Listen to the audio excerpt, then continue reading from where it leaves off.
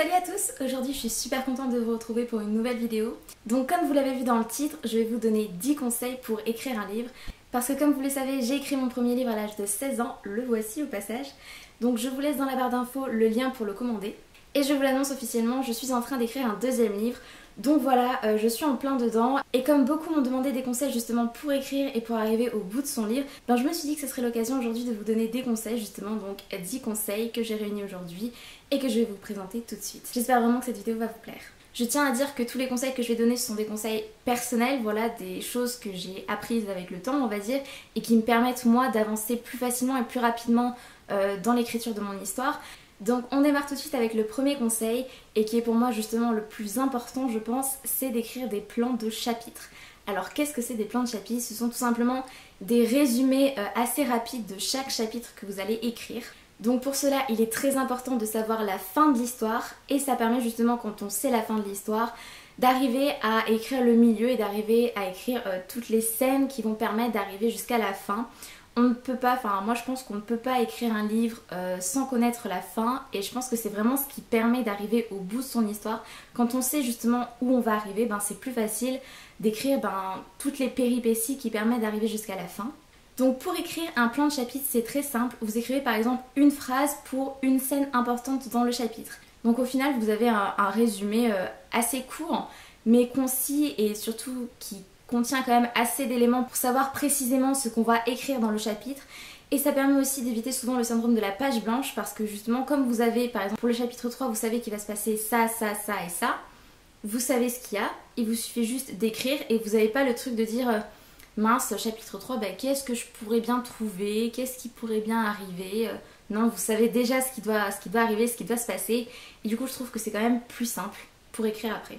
Donc bien sûr tout ce qui est détails de dialogue par exemple ou ce genre de choses c'est pas très important qu'un personnage dise oh tiens il fait beau aujourd'hui, c'est pas ça qui va vraiment changer toute l'histoire, c'est pas un truc important à mettre dans le plan de chapitre par exemple, c'est vraiment le plan de chapitre c'est vraiment quelque chose de concis mais à la fois de très clair et qui nous permet d'avancer plus facilement et plus rapidement dans l'écriture de l'histoire.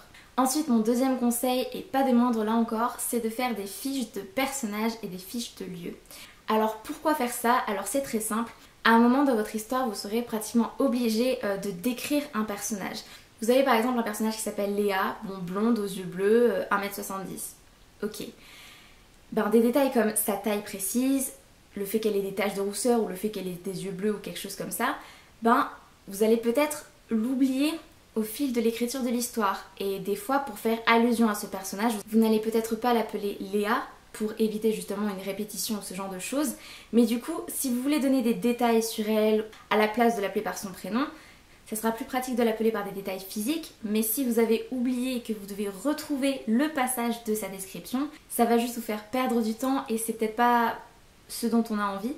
Donc voilà, les fiches personnages elles sont là justement pour vous permettre d'avoir tous vos personnages réunis dans un seul endroit avec toutes leurs descriptions physiques, etc. Et c'est quand même très pratique pour savoir comment un personnage va réagir par rapport justement à son comportement. Un personnage timide et un personnage extravagant ne vont pas du tout réagir de la même façon à une situation. Et du coup pour savoir lequel va réagir de cette façon, il faut bien avoir réuni tous les comportements dans une seule et même fiche. Encore une fois c'est pour l'aspect pratique, le fait de gagner du temps c'est quand même très important donc je vais vous donner tout de suite des conseils pour faire une fiche personnage. Alors pour moi une fiche personnage contient tout d'abord le portrait physique du personnage, ça me semble quand même le plus important. N'hésitez pas à y aller à fond sur les détails, tout ce qui est taches de rousseur, muscles ou pas, les reflets au niveau des cheveux ou voilà, je dis ce qui me passe par la tête mais vraiment allez-y sur les détails à fond. Ensuite, après le portrait physique, il y a le portrait plutôt mental, donc le caractère, le comportement, tout ça, si la personne est timide ou extravagante, voilà ce genre de choses. Ensuite, ses affinités avec tel ou tel personnage ou alors le fait qu'elle ait des ennemis ou ce genre de choses également, ses relations en fait avec les autres personnages, son histoire également, sa biographie en fait si vous voulez, son passé ou quoi, des détails qui peuvent être importants pour l'histoire à un moment donné. Ou même le fait de connaître l'histoire d'un personnage, ça permet par exemple dans un dialogue, ce personnage peut dire oui parce que moi dans mon enfance j'étais en orphelinat, c'était pas facile, machin, voilà des petits détails qui peuvent aussi être rajoutés pour les dialogues ou des choses pas forcément très importantes mais voilà de toute façon plus vous en mettrez, plus votre histoire paraîtra réaliste, j'ai envie de dire, et elle parlera plus aux gens s'il y a vraiment voilà, des détails, on sentira que c'est travaillé, on sentira que vraiment tous les personnages sont travaillés en profondeur. Et de toute façon, voilà, n'hésitez pas à vraiment mettre beaucoup de choses dans les fiches personnages, c'est quand même très important. Et dans la même idée, puisque vous avez parlé de son passé, il peut être super important aussi de parler de son futur. Comment le personnage va évoluer en fait au fil du roman, qu'est-ce qui va changer chez lui, ce qui va devenir à la fin surtout. Et voilà, pour arriver justement à le faire changer progressivement dans son comportement, dans sa façon de penser, dans sa façon d'agir, dans sa façon de parler, tout ce qui va changer si bien sûr il y a une évolution du personnage au fil du roman, bien sûr. Après ça peut être des détails tout bêtes, donc tout ce qui est surnom, animal de compagnie ou ce genre de choses. Mais voilà, rajoutez-les également. Je pense que vous avez compris l'idée, il faut mettre le maximum de choses dans les fiches personnages. Ensuite, les fiches de lieu, ça vous voyez peut-être un peu moins l'utilité. Mais c'est super important parce que si par exemple vos personnages vont souvent dans un endroit, par exemple un bar, je dis ça au hasard, ben dans les détails du bar vous pouvez mettre, bon ben il y a une pièce principale et après il y a une petite pièce à côté. Il y a tel ou tel décor, il y a tel ou tel tableau, il y a tel ou tel serveur, ce genre de choses. Voilà, comme par exemple c'est un lieu important pour nos personnages, il faut absolument qu'on le visualise bien nous. Une fois qu'on l'a bien visualisé déjà pour écrire, on se sentira plus à l'aise, on aura peut-être un peu plus d'inspiration. Et surtout pour décrire l'endroit et pour décrire les moments dans ce bar, il sera quand même assez important de transmettre au lecteur la vision que nous, on a de ce bar.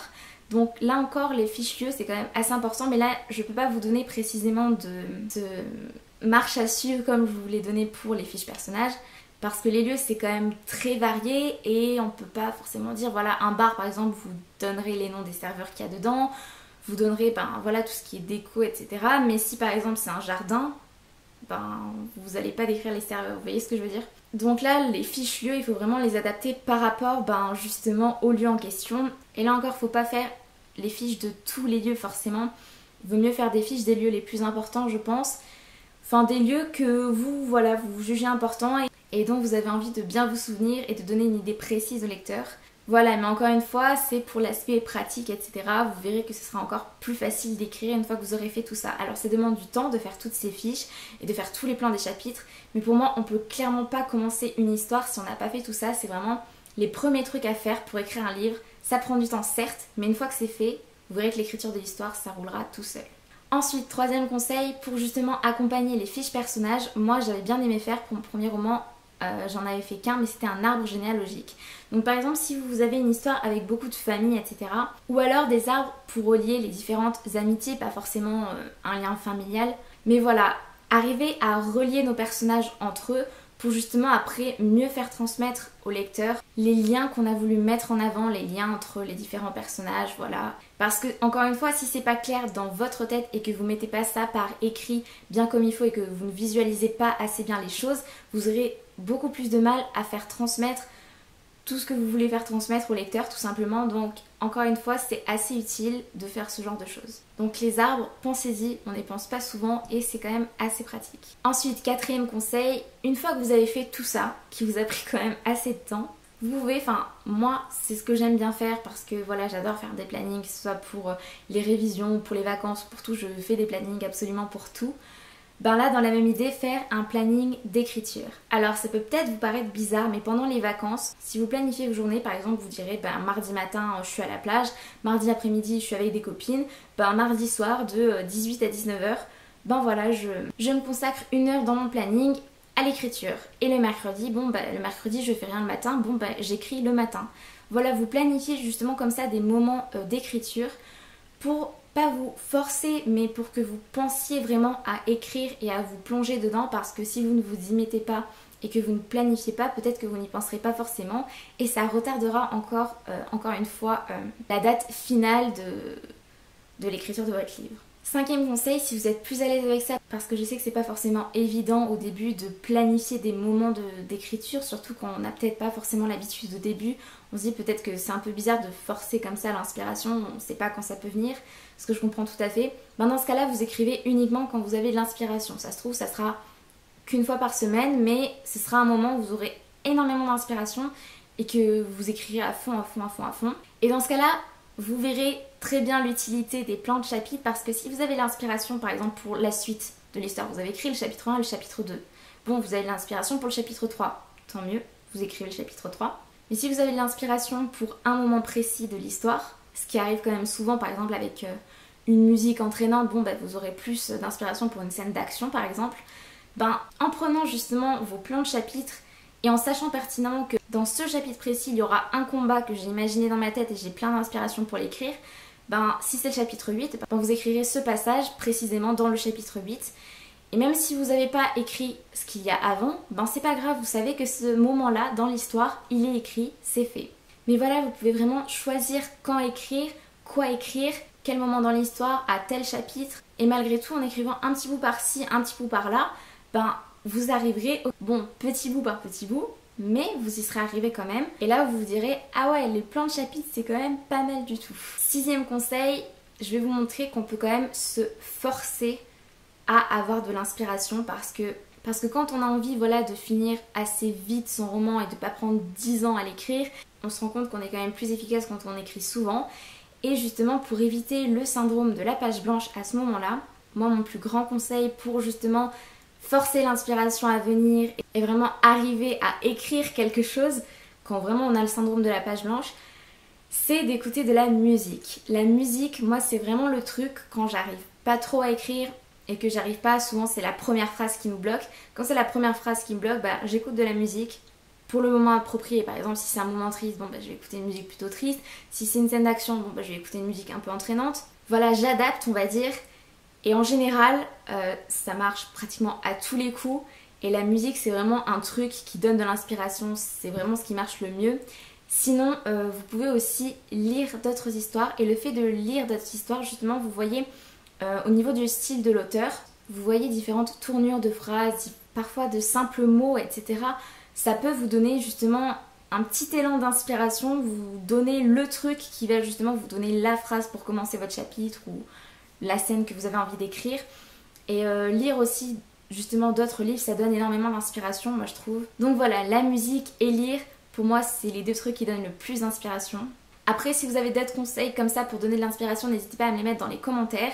Et je tiens à vous dire aussi que je ferai une vidéo sur plusieurs musiques qui donnent énormément d'inspiration et qui m'ont beaucoup aidé pour mon premier roman et pour le roman que je suis en train d'écrire là. Donc voilà, ne vous inquiétez pas, ça arrive très vite aussi. 7e conseil, et ça ceux qui ont l'habitude de beaucoup écrire savent très bien de quoi je parle, il ne faut surtout pas commencer à écrire d'autres histoires. Quand vous écrivez un roman, et un seul, et que vous avez décidé de vous y mettre à fond et de vraiment vouloir finir ce roman, il ne faut surtout pas écrire autre chose à côté, que ce soit des nouvelles, n'importe quoi, un autre roman à côté. Non, il ne faut surtout pas, sinon vous allez vous perdre et surtout vous aurez de l'inspiration pour d'autres histoires, mais pas pour le roman que vous voulez finir. Et peu à peu, vous allez voir que vous n'allez jamais le finir ce roman-là parce que justement vous allez vous consacrer à d'autres histoires, vous aurez de l'inspiration pour d'autres histoires et au moment d'écrire les chapitres du roman que vous voulez finir, vous allez être là,